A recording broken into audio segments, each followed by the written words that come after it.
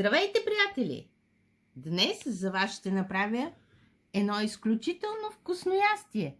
Ако искате да разберете точния начин на приготвяне, изгледайте видеото до край. Приятели, това са продуктите за редената гозба на баба. Тиквички, зехтин, картофи, мляко, яйце, лук, микс от подправки. Това е червен пипер, сол, кимьон, а тук имам пресен, домашен от нашата градина, копър, магдanoz, джоджан и не на последно место пътладжани. Предварително си подготвих пътладжаните, измих, посолих и ги оставих да се отцеждат. Слагам си зехтин на дъното. С четчицата си помагам да го разнеса в тавичката.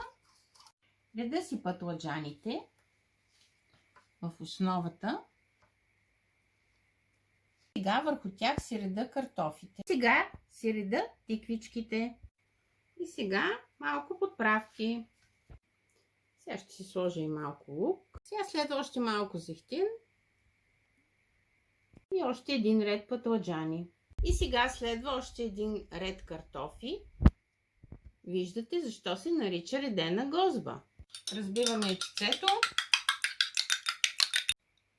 и го изсипвам в млякото. Смесвам ги. След това слагам още малко подправки. Следват пресните градински подправки и заливам с яйцето и мляко. Още малко зехтин. Слагаме гозбата във фурната на 200 градуса за 40-50 минути. Приятели, моята редена гозба е готова. Сега аранжирането.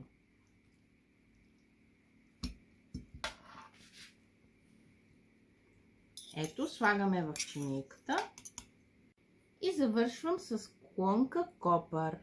Приятели, ако ви е харесала днешната ми гозба, абонирайте се за моя YouTube канал, харесайте видеото, споделете с приятели и до нови срещи!